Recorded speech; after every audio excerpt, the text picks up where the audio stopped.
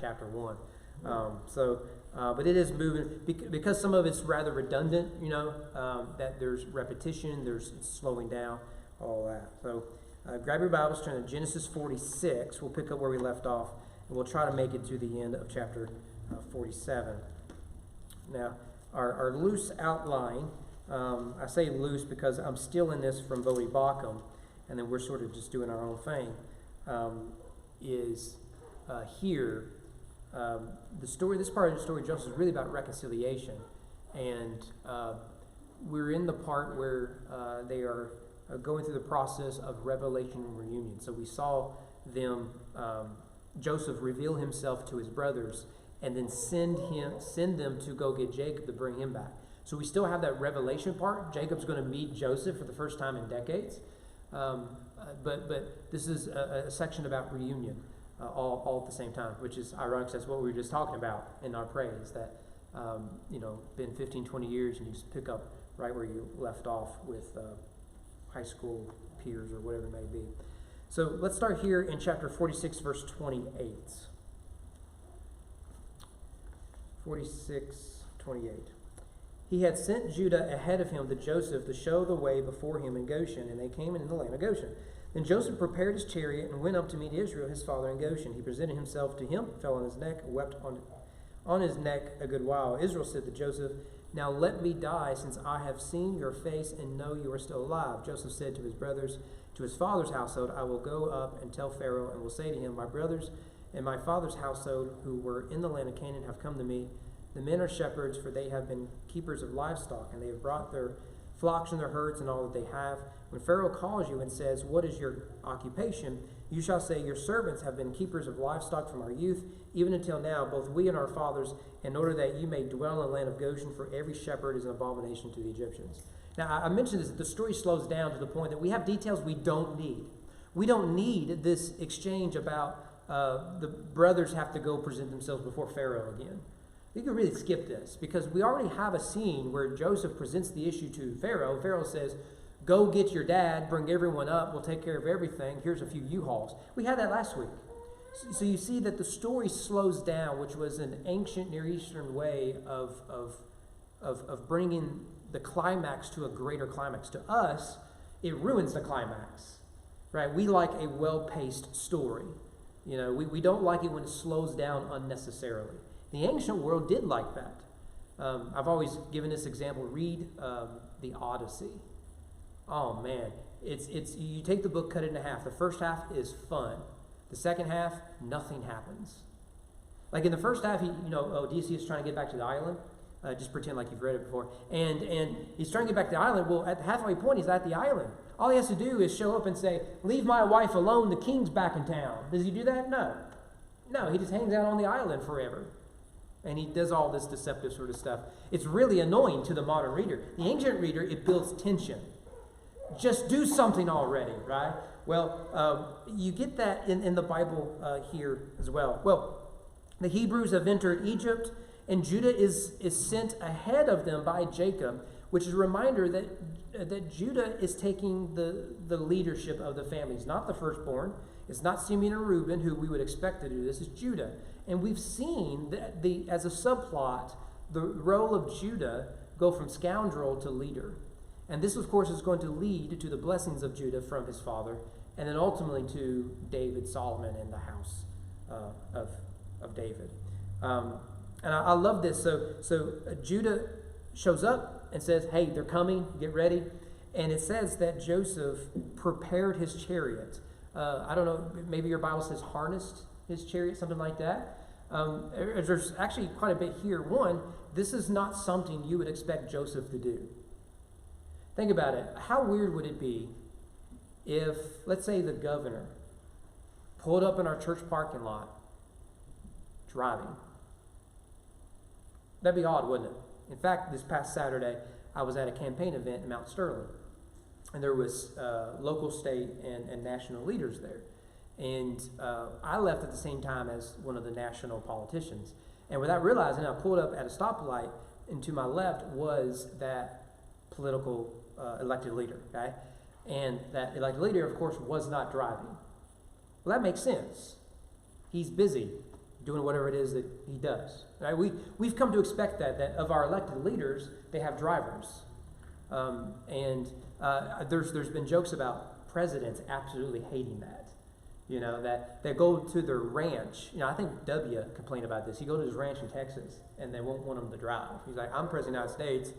I can bend over this, but I'm driving my own truck to go get, the hay in the barn, something like that. So here's Joseph doing something that he would not normally do, but the reason he's doing it is because he's in a hurry. He gets wind that his family has come, particularly his dad is about to arrive. And instead of waiting for them to come to him, he, almost like the prodigal father, goes to them. Right? He is in such a hurry, and you think that this is the way to arrive, isn't it? If you're Joseph, arriving in a chariot is a very powerful Egyptian thing to do. And you remember that the brothers told Jacob, yeah, he's like the second most powerful man in Egypt. And he's like, you're just making that up. You're exaggerating a bit, okay? He's a dreamer, we remember that, right? Now you're dreaming. And here he comes showing up in his chariot. And Jacob realizes everything, for the first time in their lives, everything they told me was true. So I just love that. He fell on Jacob's neck. This is the same language we saw Joseph do to Benjamin. It's just a term or phrase referencing very affectionate. He stays there a good while. I think we can understand that, can't we? Jacob thought Joseph was dead, and Joseph thought he'd never see his father's face again. Really an amazing story. And so Jacob speaks there in verse 30 to his son for the first time in decades. I mean, it's really climactic in many ways. But the story, that little reunion is ruined by a list of instructions Joseph gives the family. And even though Pharaoh's already sort of promised them good land, it's not official yet. They have to present themselves before Pharaoh. And so Joseph is going to train them, right? I don't know if you watch a lot of lawyer shows or lawyer documentaries and stuff. A good lawyer I say good lawyer, an expensive lawyer will take their client, right? If they insist on going on the stand, and they will teach their client how to be on the stand. If you ever watch like athletics, one of the things you get when you reach, say Division I basketball, football, or professionals, is that the school or the club or the team will have people that train the players and the coaching staff how to answer questions. So I've grown up around sports, and one of the things that you can guarantee, pre-game, halftime, and post-game interviews, nothing is ever said. Nothing. Think about it. So coach, you got a really tough team coming up.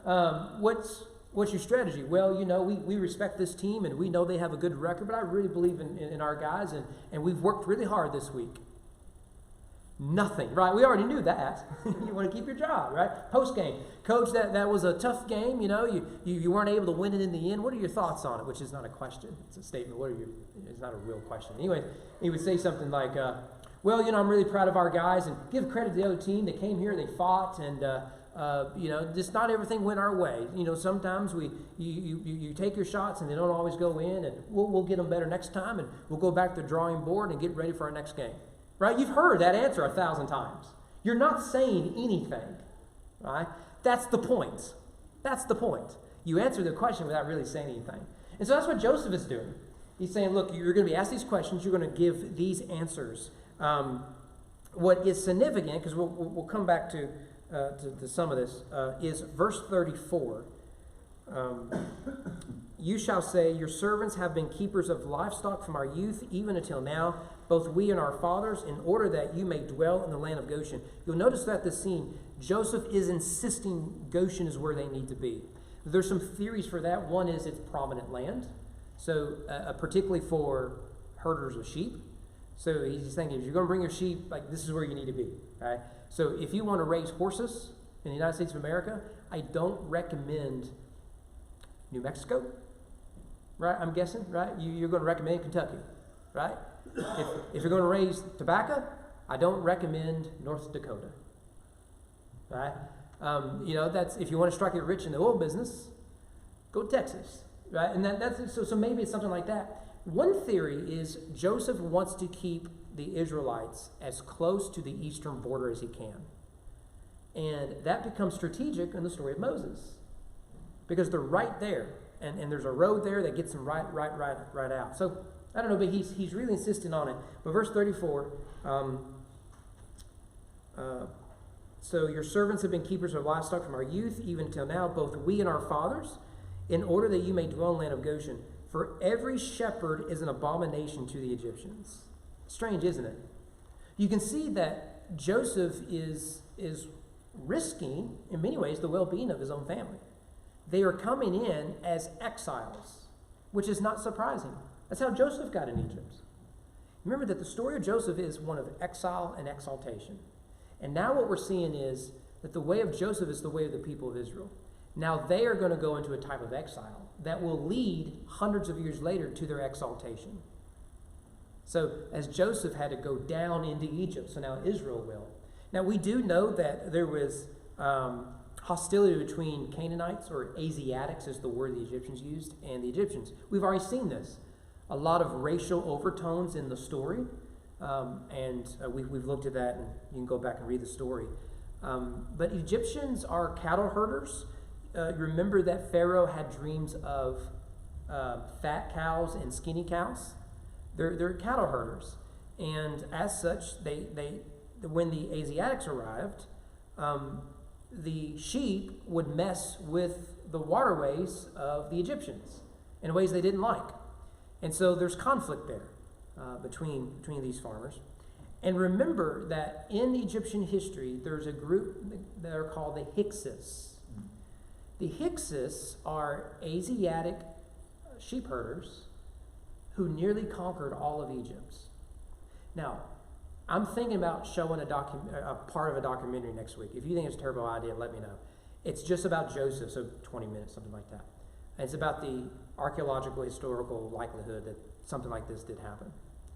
We've actually already watched it, but it was years ago, and I no doubt you've already forgot about it. Like we may have actually found a statue of Joseph in a pyramid with Asiatic housing with 12 pillars. It's pretty cool. Coat of many colors, clearly Asiatic with his mushroom haircut. It's pretty cool. Anyways, what was I talking about? I got distracted by something cool. So one of the problems with the story of Joseph and Moses is, when do we date these things? So some will say that the story of Joseph takes place during the Hyksos, when they took over. Some say it's before, some say it's after.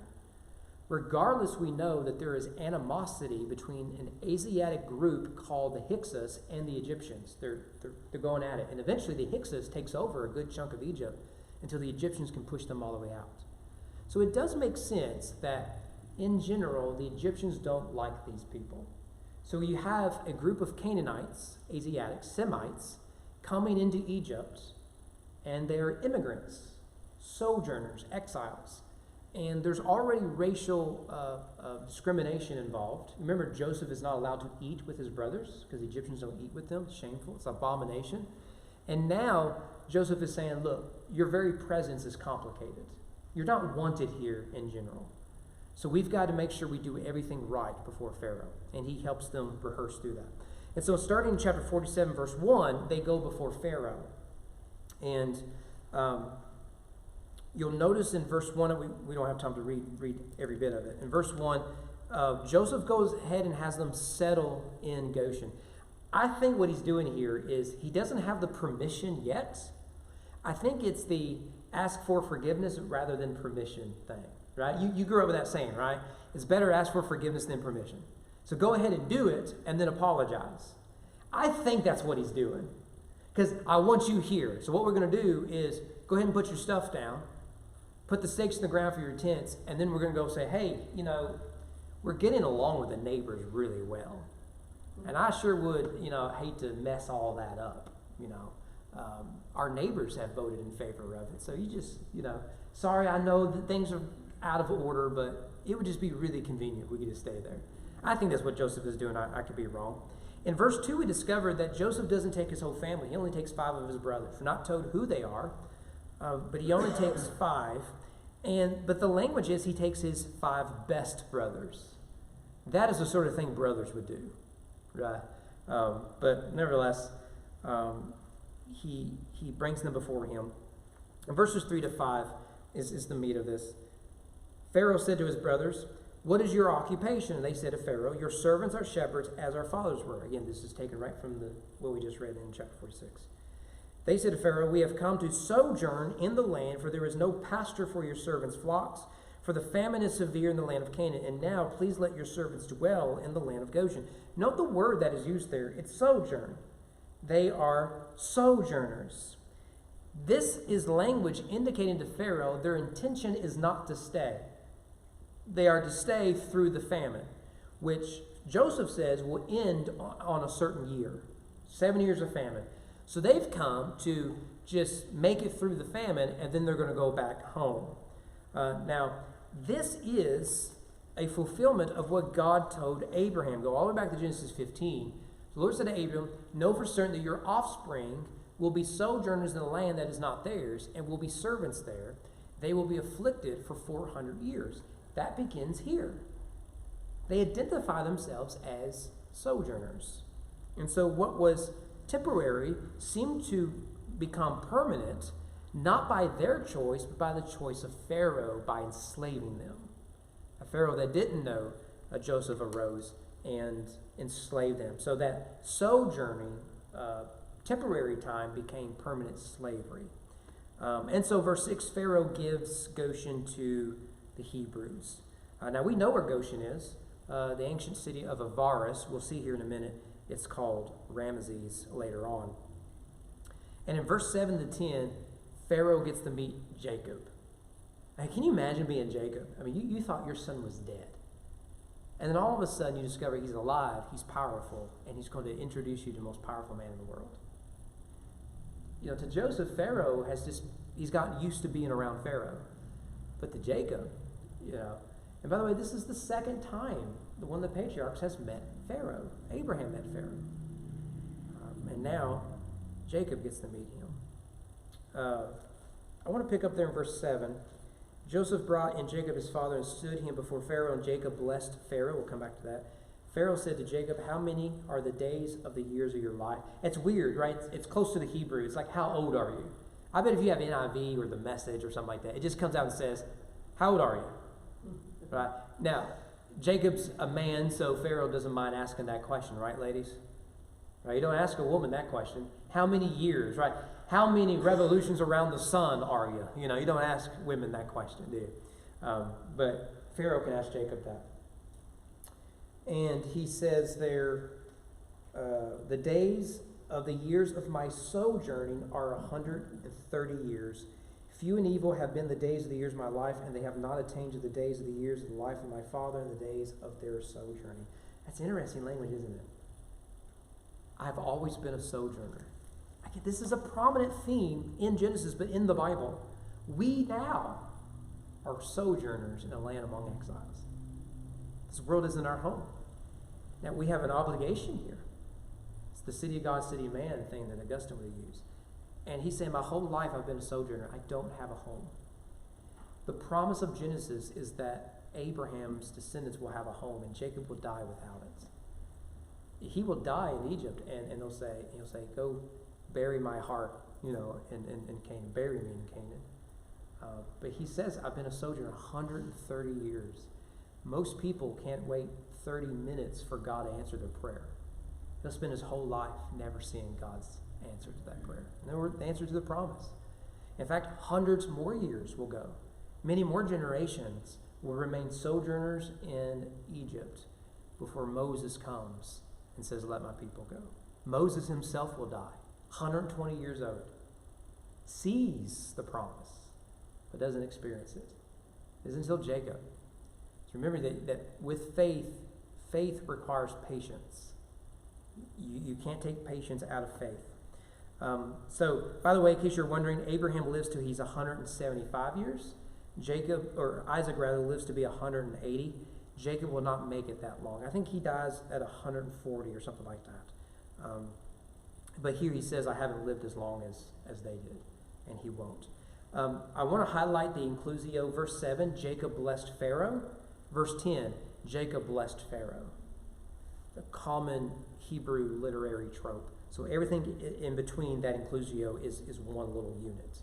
And the point is that Jacob is blessing the nations. As the nations are blessing Israel, Israel is blessing the nations. Go back to Genesis 12. Those who bless you, I will bless. Those who curse you, I will curse. Egypt here is a blessing. In Exodus, Egypt becomes a curse. So Egypt will be blessed by God.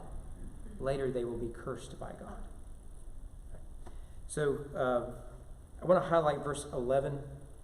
So I made reference to this earlier.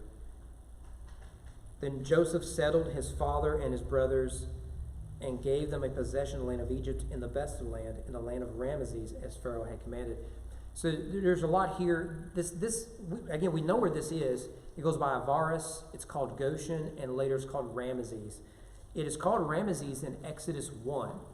Now, it's not called Ramesses in the days of Joseph or in the days of Moses, I don't believe. What you have are later editors saying, if you want to know where it is, it's what we now call Ramesses. For example, have you ever been to the city of Lebanon? Not far from here. Have you been there? Anyone been to Lebanon? Yeah, it's Georgetown, right over here. It was originally called Lebanon. I know that because it was my ancestor that named it. It was later changed to George's Town. George Washington. But it was originally called Lebanon. No one calls it that. So if I were telling you a story about, how my ancestor bought the hundreds of acres around the Royal Spring and he named it Lebanon, and you're going to think, I have no idea what in the world he's talking about. But I said, he bought the Royal Spring there in Georgetown. Well, it wasn't Georgetown, but we know where that is now. Right? You can do this in virtually every town you go to. There was the original name, and then maybe a different name came to it. And I think that's what it is that you have here. There's a lot of ink spilled over the use of Ramesses. So if you're ever interested in the historical reliability of the Exodus story, you're going to be amazed how much time people spend on that. That's why a lot of people think the Pharaoh of the Exodus is Ramesses the Great. Anyone remember Prince of Egypt? It's one of the greatest movies of all time. The animated movie. If you haven't watched Prince of Egypt, first of all, shame on you. And you could probably YouTube it and watch it now. Yeah, and it's probably on some streaming service. DreamWorks, excellent. They also did the Joseph story, but Prince of Egypt is wonderful. The songs are good on it too. Anyways, the Pharaoh of Prince of Egypt is Ramesses. And this is where they get that reference to Ramesses. I think that's a later addition to help the reader. Anyway, so in verses 13 to 31, the famine gets worse. And I think this is a scene that's difficult for modern Americans to read, particularly conservative Americans. Because we believe in capitalism. We don't like government control, stuff like that. And so Joseph does everything that we don't like. If we do the documentary next week, let me know if you're interested in that. They provide a possible insight into some of what goes here. Okay, so despite settling in rich pasture land, the famine continues to worsen, starting in verse 13. And what we need to see is, once again, God is providing for his people. Remember the story of Isaac. Isaac wants to go to Egypt. And God says, don't do that. I'll take care of you through the famine here in the promised land. You remember Isaac starts digging wells, and the Canaanites fill up the wells out of jealousy, so he goes and dig more wells. It's a boring story. He's just digging wells, and people in the middle of the night are filling the wells. He goes and digs another well. That's the story.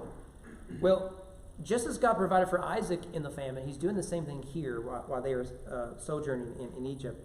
The word, verse 13, there's a good word there. Now there was no food in all the land, for the famine was very severe, so that the land of Egypt and the land of Canaan languished by the reason of famine. That word is only used here in the Bible, in that sort of use. It's one in Proverbs, but a little different. It means to be weary or tiresome. It can even mean to faint. The land is fainting. It's tired. It's wore out. You can plant and nothing's going to come of it. Now, what we get is the system Joseph has created is not welfare. So it isn't, you're hungry, come get you some food. You buy the food. He creates a grocery store. So during the 7 years of famine, or plenty, he basically put a tax on the harvest. And that tax then goes into these big storage buildings. You remember we said it's not all in the capital city, it's spread throughout. So the local governors, if you will, control it. And so the tax then goes into, so you live in Kentucky, you're going to go to Frankfort, the capital, there is the storage building. And so the state then will take care of it. That's sort of the system he has. But you don't go up, knock on the door, fill out a few papers and say, my family's hungry, the famine's really bad, give me food. That's not the system. It is, we need food, here's the money that we have, we're going to purchase our food. So notice what you have there is all of the wealth of the land is going into the government system. Okay? So this is where we conservative Americans know, I don't like that at all. Okay? I don't like that at all. And so that's the system. And eventually, however, people run out of money because you don't have the economy that you would otherwise have. In an agrarian economy, you need agriculture. Famine ruins it. Imagine, if you will, the internet stops working. It would not take much for that to happen. It is a serious threat we have, security threat we have. It would not take much for that to happen. What would happen to our economy? Well, it's done. It's absolutely done. All because of the internet. Now, let's take out electricity. We go back, not 1,000 years, we go back to Stone Age. Because most people don't know where seeds come from to put them to have a garden, do we? Go talk to the average Gen Zer right now and ask them, where do you get seeds? Not the grocery store. I remember one city folks said, why do we need all these farms? We got grocery stores, right? They're everywhere, okay? My brother had a friend, he works out of state, came in and saw a license plate that said farm on it. They go, where's Farm County, right? We must be out in the country. It's not a county called Farm. It's a license plate that he's a farmer and he gets certain privileges. Weirdo, right? Go back to the city where you belong, concrete jungle. So, but you can see here that you've wiped out their economy, which means all of that money has now gone into the government system. Okay? So, but what do you do when people are hungry and they no longer have the resources to get food?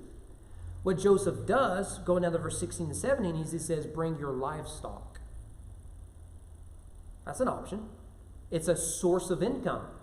We still, not like we used to, but you go back to the Depression days. People were buying stuff through means other than cash money. We get this. Now, the word horse shows up in verse 17 for the first time in the Bible. And it's interesting that Egypt becomes known for its horses. Now, chariots have shown up, obviously, and that implies horse. But the word horse shows up first time in verse 17. And what is interesting is that list in verse 17, a similar list shows up in chapter 9 of Exodus. You can do your own comparison. Not perfectly, laid out, but it's very similar. The hand of the Lord will fall with a very severe plague. Right? Remember that the plague on the livestock. This is it. That are in the field: horses, donkeys, camels, herds, and flocks. It's almost the same exact list as here in Genesis 47. It's not the same order. It's not all the same, but it's very, very similar. So here, that the horses are being given to the system, the government, and then God will later bring judgment upon the livestock that are then brought into Joseph and the other leaders. And remember that Solomon, we just did the story of Solomon, he imports horses from Pharaoh. So now we've really come full circle. Now, what I think is important here, and we didn't look at this, I think I skipped it. I don't remember what verse it was. Go back up to verse 6. The land of Egypt is Pharaoh to the Israelites. The land of Egypt is before you. Settle your father and your brothers in the best of the land. Let them settle in the land of Goshen. If you know any able men among them, put them in charge of my livestock.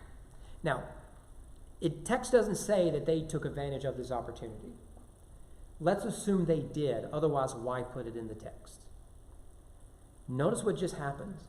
Here come sojourners, Asiatic sojourners that are outsiders. God puts them in pristine land so that they can survive the famine. So you have an oasis in the middle of the wilderness. And then they are given the job of the livestock, which is now being overrun because of the famine. People are bringing their livestock to Pharaoh just so that they can have food to eat. So you see Pharaoh is growing in power and influence. And so you have the centralization of that power in a single person, thanks to Joseph. And who is it that presumably is taking care of all the livestock? It's the Hebrews. Isn't that an amazing little detail? Right there in the text. So cool. So cool. Okay. Once again, God is just taking care of them. Well, in verse 18, their money's gone. Their livestock are gone. So what do you do? Famine is still going, still trying to figure out what to do. So what Joseph develops is essentially a serf system. They sell themselves. And they ask for seeds to plant in the fields that are now owned by Pharaoh, by the serfs that are basically owned by Pharaoh. So he owns all the land, the money, the livestock, and basically the citizens. And you can see there, verse 20 and 24, the details laid out. The only land not taken are that which is for the priest. And the system seems to be that the people work the land and keep the produce, but are taxed 20%, which is low by ancient standards. It's low by American standards, frankly. You go back and think, we got barely taxed on tea and we started a war. Can you imagine if John Adams could see the system now? You're paying what? For what? Grab your torch and pitchfork, boys. I'm not advocating it, just trying to make a joke. Now go down to verse 25. Again, this system is weird to us. That's because we've never gone through a famine. The closest I've ever gone through is in Breckinridge County. We had a very severe drought. The next year we had the flood. So we had 2 years where our economy was almost ruined because no tourism, it affected farming and stuff like that. We had very serious droughts. And that affected a lot of things. I had farmers in my church who, they didn't know if they were going to be able to pay their bills. They had loans for their tractors and their land and everything else. Nothing was growing. And it's very scary for something like that. We've never gone through anything like this.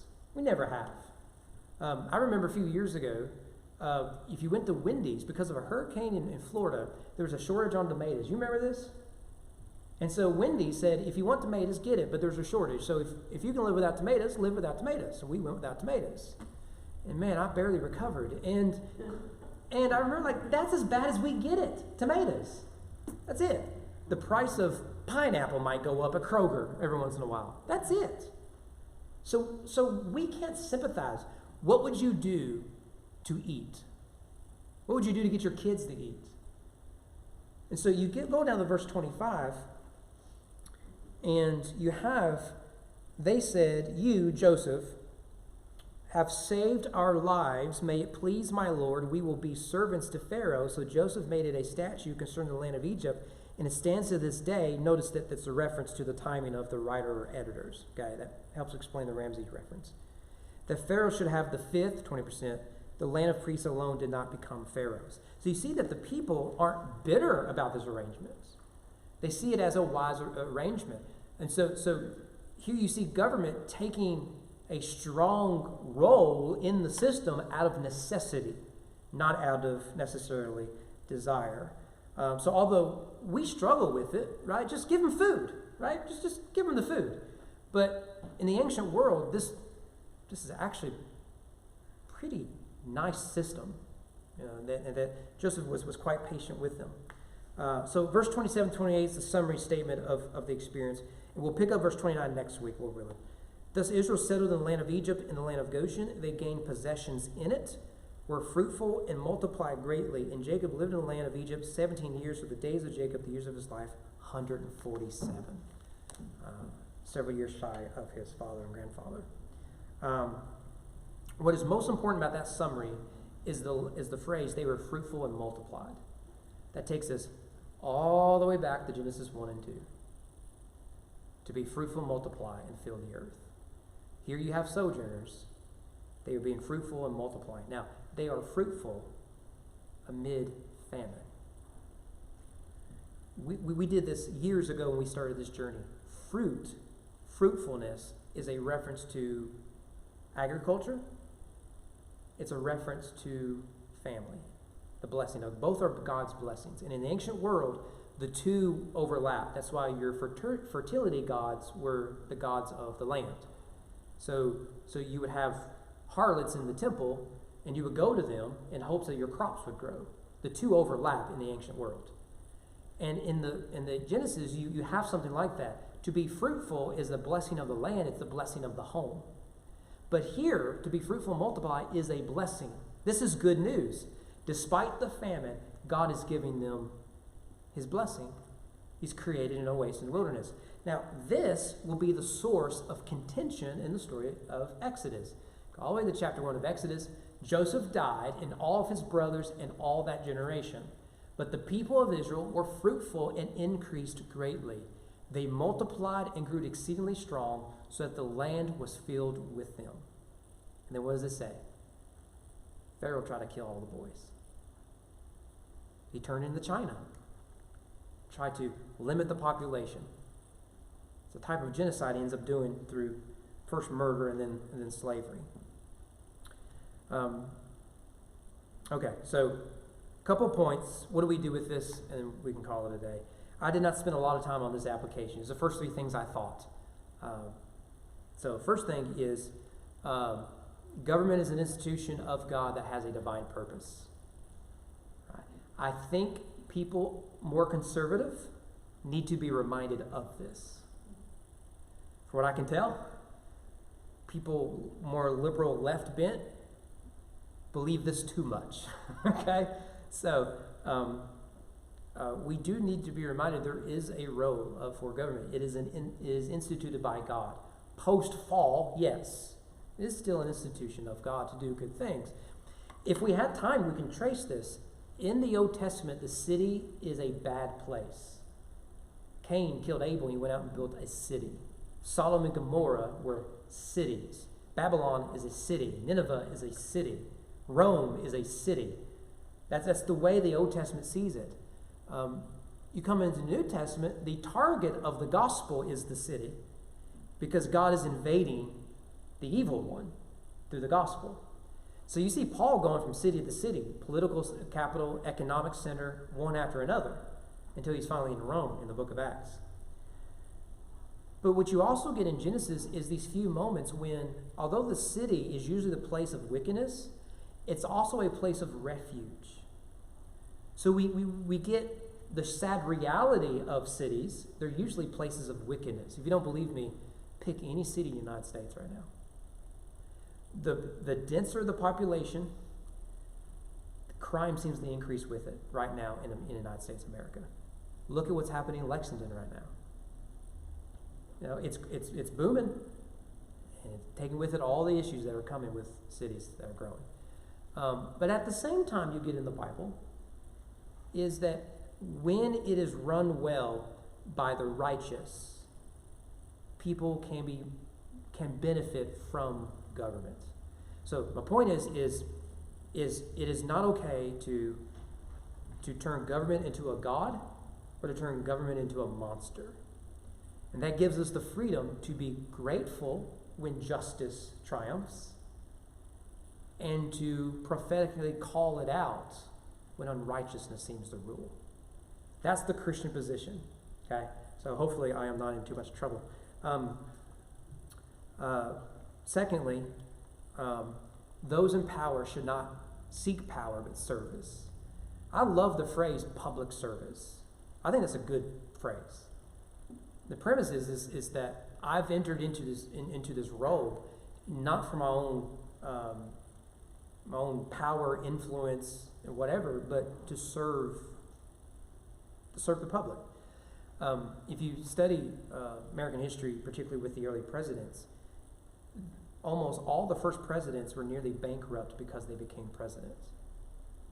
And so the founding fathers were concerned that the presidency was so tempting because it was so powerful. Now, by our standards, they had no power. But because it was the chief executive of the United States, there's a lot of temptation that comes with that. Remember, they're revolting against the monarchy. They didn't want that. One of the ways is to make it so unattractive, the wrong people don't want it. So if you're not getting paid and you're not working, for a job that pays, only certain people are going to apply for it. Now, there's a bad side of that. There are a lot of good people who can't afford to be the President of the United States, right? I mean, you got to have a pretty big bank account. Yeah. So a lot of those early guys, they're nearly bankrupt by the time they leave the White House. That's different now. Now, often the position is used for prominence, and that is a recipe for corruption. Imagine being Joseph. He has everybody's money, everybody's livestock. He has everybody, period. You talk about temptation. Remember when you were a kid and someone would say, would you do X for all the money in the world? Like, all the money in the world? All the money in the world? How much is that? Right? You remember those games you played as kids. Joseph had it. He had it. All the livestock, all the money, all the labor. There's nothing else left. He has it. And he can decide who eats and who doesn't eat. That's power. But he uses it to be a blessing to others rather than a blessing to himself. So any position of influence, authority, or power we are given, we are to use those opportunities to be a blessing to others ahead of ourselves. Whether that's a political position, a religious position, or otherwise. Use it so that people are better off because God called you to that position of influence. Finally, here's the main thing. God is always with his people, which I did not put up there. Apparently, that's weird. I know I put it up there. God is always with his people even through difficult times. That's the third point. God is with his people even through difficult times. This famine is severe, something we've never experienced. Yet God proves faithful. He told Jacob he'd take care of him, and he is taking care of them. Now, it's not the story Jacob wanted. Jacob wanted to possess the lands. He dies outside of the lands. But God sees the story of Moses. He sees Joshua. He sees David. He sees Jesus. Jacob has the trust that God sees that and God will take care of it. So do we. There's a great Tim Keller thing I saw on Instagram today. Someone shared it. And I think it was Instagram, maybe Twitter, probably Instagram. And it was Tim Keller talking about, he had a professor in seminary who was talking about the book of Job. If you read Job, it's tough to get through because Job says a lot of mean things to God. Right? He does. He's like, what in Sam Hills you doing? Right? Why would you let the questions we always ask during suffering? His friends are not the best people in the world. Right? They're pretty ignorant. They themselves probably spend too much time online. And Tim Keller, he goes, Joseph says all these awful things to God, and at the end, God blesses him. That makes no sense. And I thought it was really good insight. He said, I'll tell you why. Because he said all those things in prayer. He had to work through his sufferings to God, rather than try to work through his sufferings away from God. And he gets to the end, he realizes the thing I'm angry at the most is the thing I need the most. And in that, he realized God had never left him. I thought that was really insightful. It's important you grasp that before suffering comes. Because once suffering comes, it's too late. God is always with his people, even through difficult times. And if Joseph doesn't convince you of that, Jesus should. Because Jesus suffers the climax of human evil. And he cries, God, why have you forsaken me? And that's the only time we can honestly say something like that is true. But there, God raises him from the dead.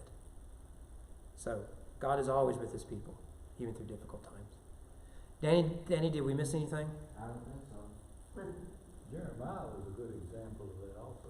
Yeah. He wrote Lamentations. He pretty well let it fly. Yeah. Yeah, Lamentations is a book you don't hear preached from much, do you? It's depressing. Yeah. I mean, it's called Lamentations. You know how I learned what the meaning of lament is? The Hairbrush song by VeggieTales. After hearing his lament, Bob the Tomato enters the scene. I go, that's what that book is all about. It's about crying and complaining. Yeah. Now you read Jeremiah he poetically explores his limitations. So that's why it's 5 chapters. And so chapters 1 and 2 are the same length as 3 and 4, right? Each chapter is the same. But chapter 3 is significantly longer. This is free. And blame Don. And they're written as you have it follows the Hebrew alphabet. So if we were in English, you would have this line will start with A, the next line will start with B, and then C, then D, then you go all the way through. In chapter 3, I think he goes through it 2 or 3 times. So what you have is he is exploring his laments painstakingly through the whole alphabet. And he's slowly working through it. I've always thought that is a helpful practice for people. If you're in the point of travail and real sorrow, take your time to explore it. Write it down if you have to. Express it through, for Jeremiah, through poetry, art. Right? We get that, right? That some of the best music, some of the best art, like Picasso's Blue Period, comes through periods of real low moments. We get that with Jeremiah. That's free. We miss anything else? All right. How about we pray? And we'll get out early. You're welcome. Don, you close this in prayer?